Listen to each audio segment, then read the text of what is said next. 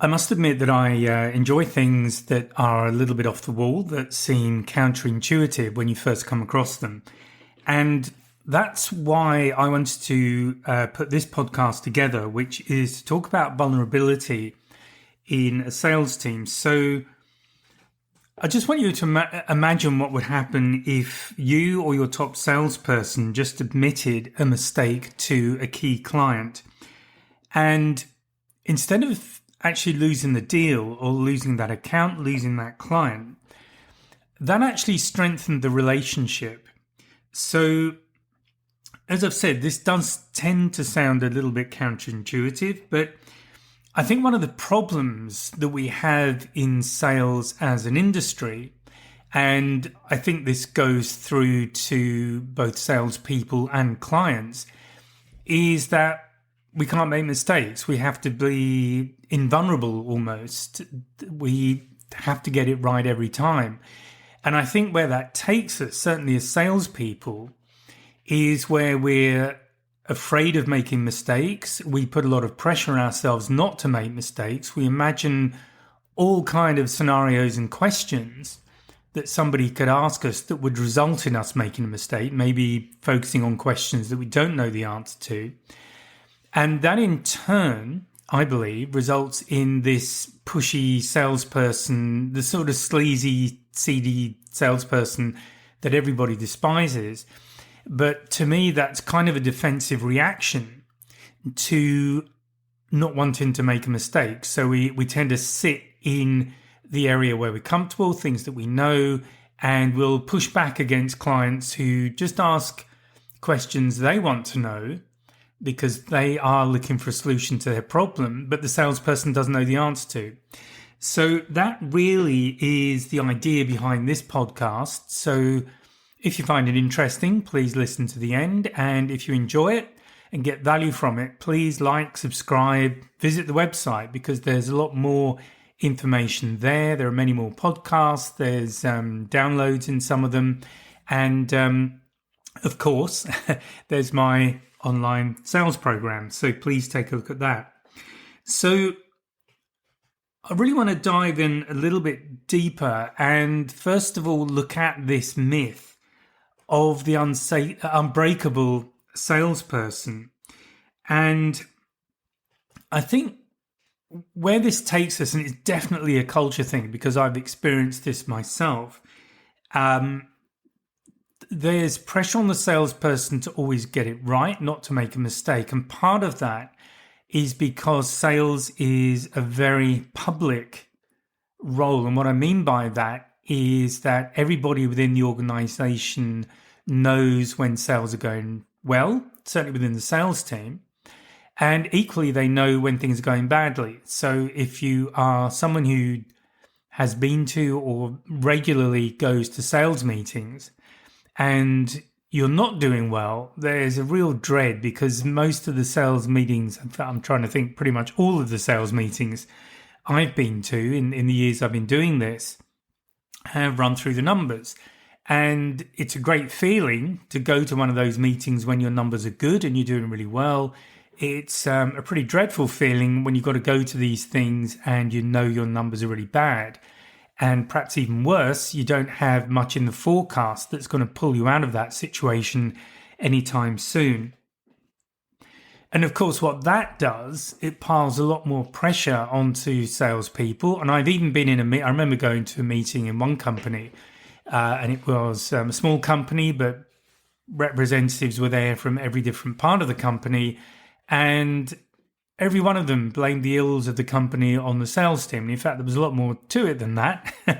And I have to admit that I did put up with it for a little while and I made my feelings extremely clear and left the room. And I actually remember thinking that I think I've just ended my relationship with this company.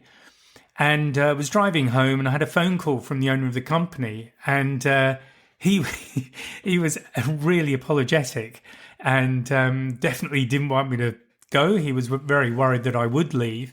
And of course, I say of course, but basically myself and the sales manager I was working with, we managed to turn things around. But it is a real situation, and sales often it becomes the whipping boy in some organizations when things aren't going well.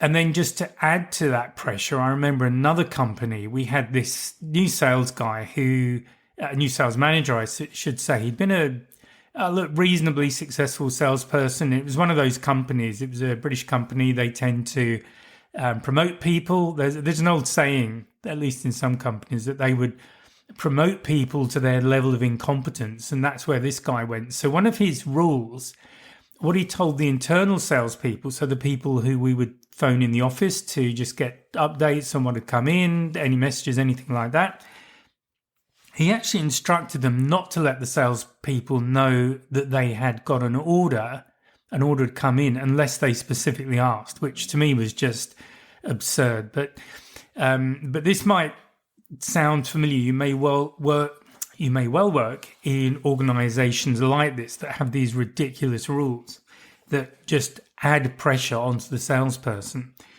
Because as a salesperson, I would call and I've got other things on my mind. I'm trying to get this done, that done, solve a customer issue, whatever it might be. And it's really helpful if I feel that the internal salesperson has got my back. And in that particular scenario, I didn't feel like that at all. There was a really nasty atmosphere in that company. And I guess to add to that, I did leave fairly soon after that. So the point of talking about all of this is that this unbreakable salesperson, this pressure to get it right every time, can lead to more mistakes because it just adds to the pressure that salespeople are under. And that in turn can lead to burnout.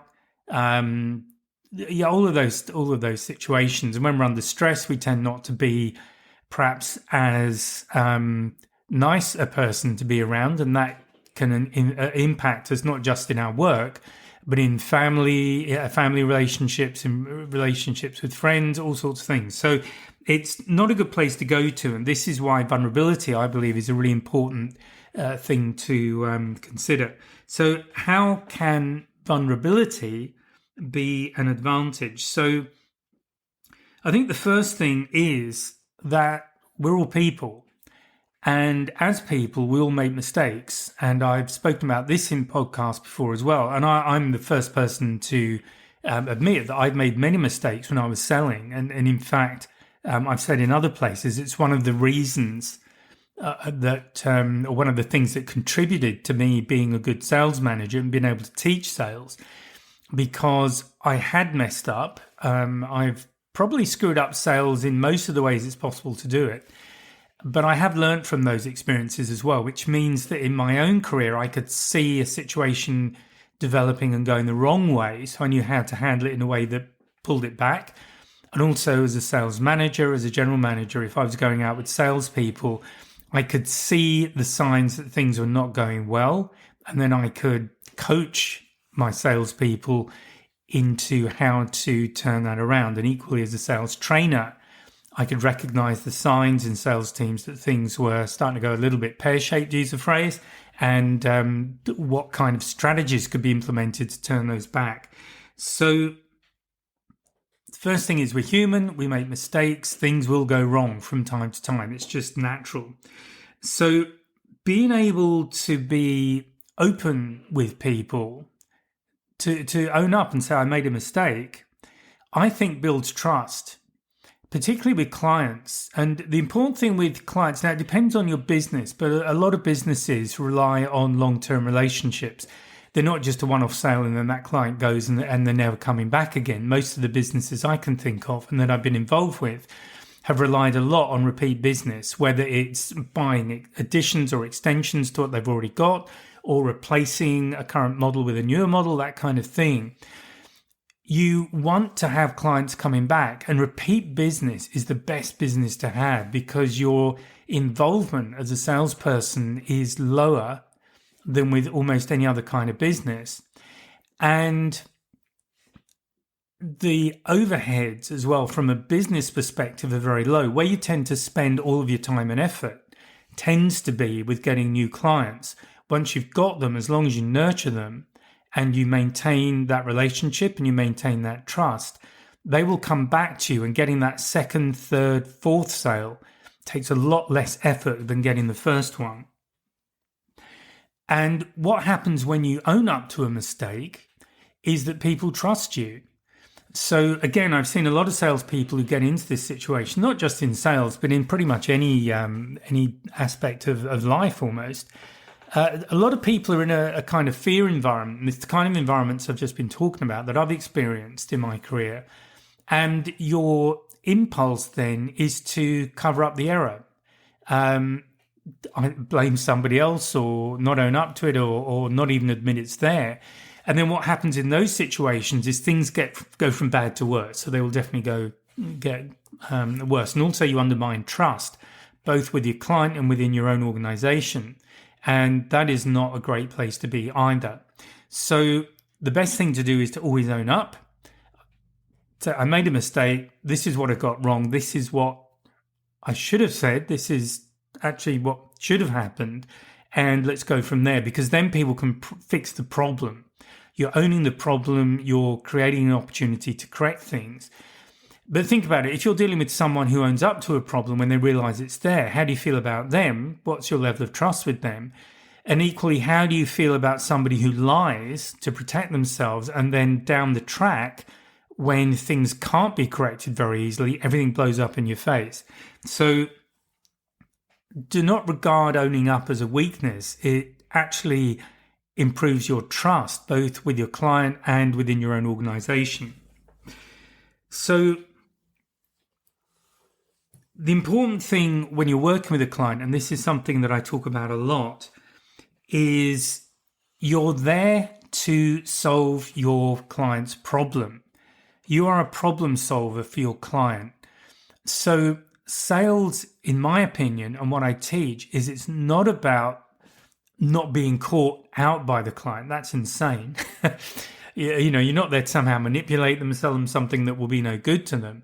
You are there to genuinely solve their problem. And if you listen to the last podcast, I was talking about being genuinely curious.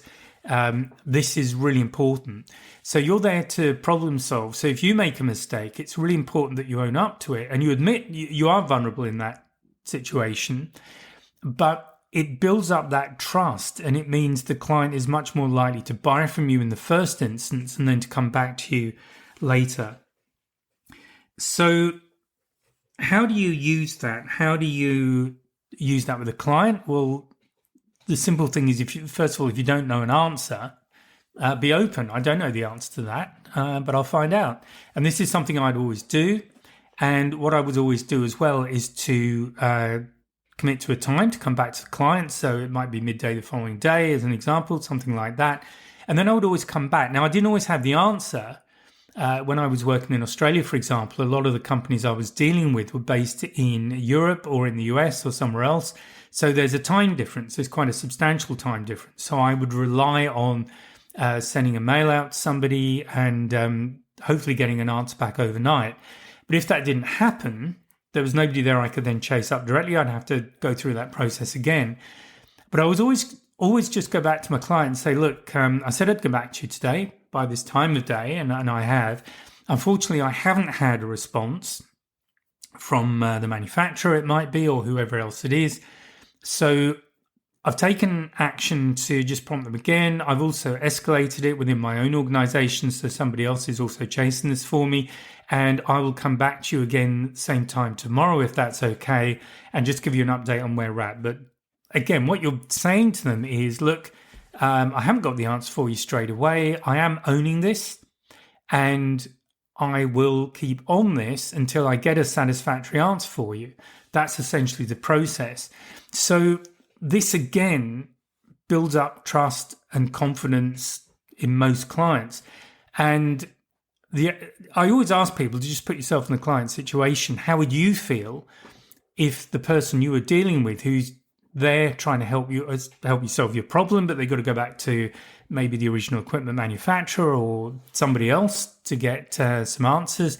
How do you feel about that if the person keeps coming back to you on time and giving you an update? Even if you're not getting the information that you need straight away, you've still got that faith in that person that they are on your team. They're trying to help you to get this solution. So that's really important.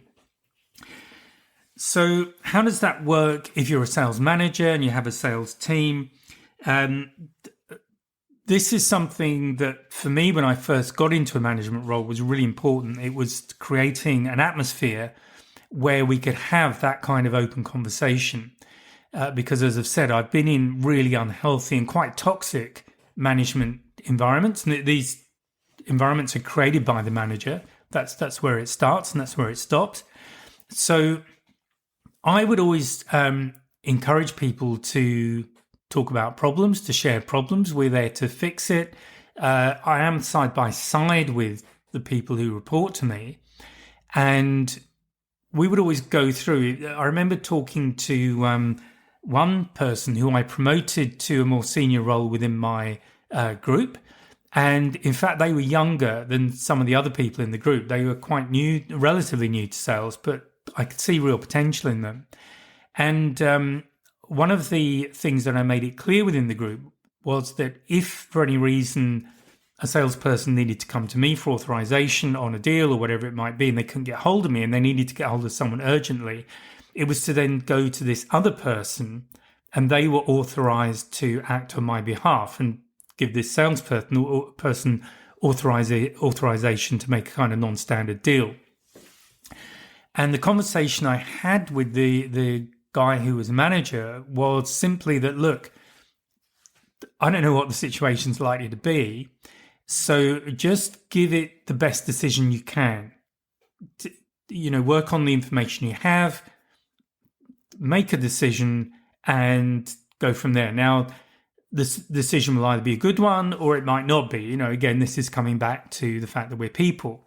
So if it's a bad decision, what we're going to do is I will go through the decision with you and we'll take that apart. I'm not going to take you apart. We're going to go through the decision and look at where it went wrong. So, and this is pretty much how I work with everyone. If we make a bad decision, let's go through the decision.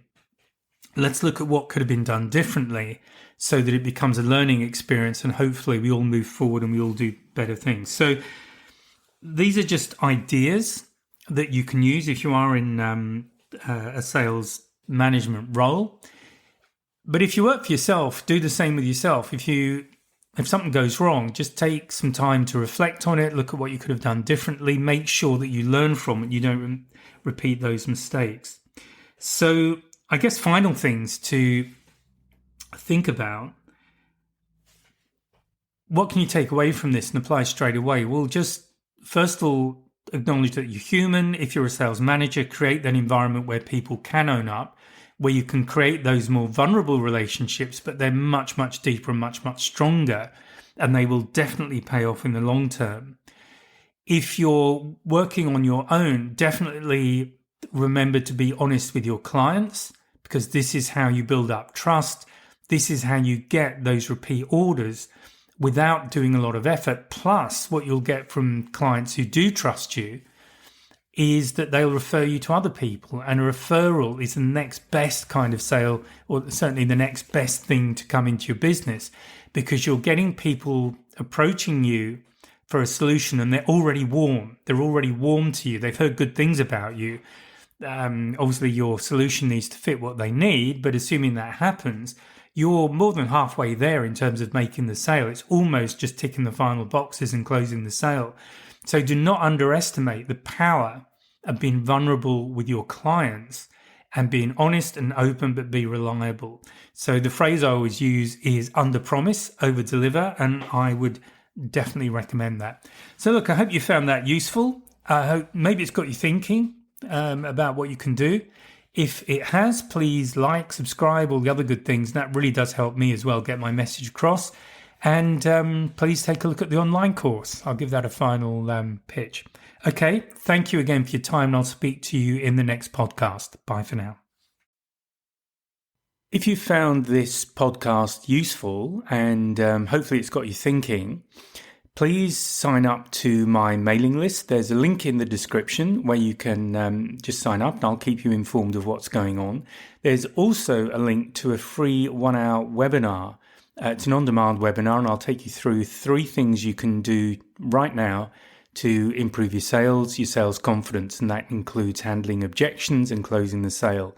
So please check out the links and please join the mailing list, and I'll speak to you next time.